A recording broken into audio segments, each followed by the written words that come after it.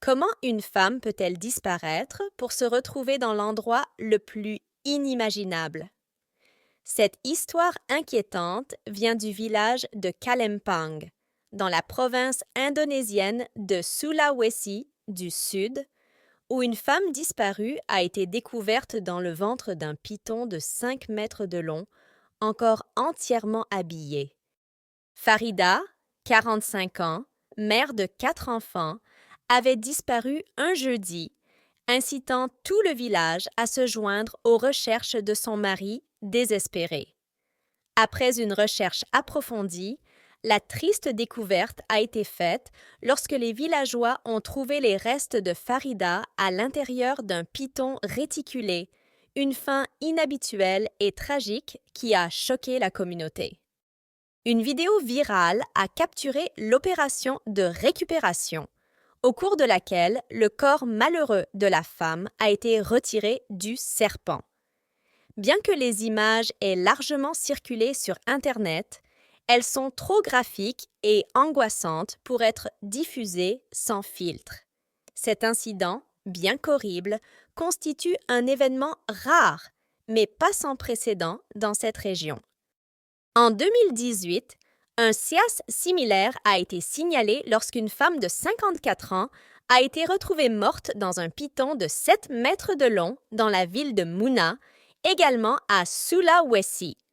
L'année précédente, un agriculteur de Sulawesi occidental avait subi le même sort, avalé par un python de 4 mètres de long dans une plantation de palmiers à huile.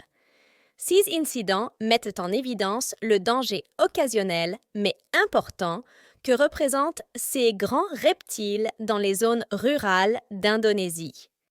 Les pythons, en particulier les espèces de pythons réticulés que l'on trouve en Asie du Sud-Est, sont connus pour leur taille et leur force.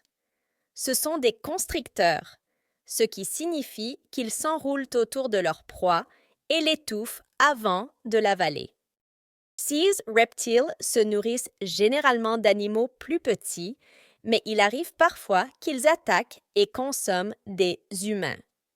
L'immense pouvoir et la furtivité de ces prédateurs en font une menace redoutable, en particulier dans les régions où les établissements humains chevauchent leurs habitats naturels.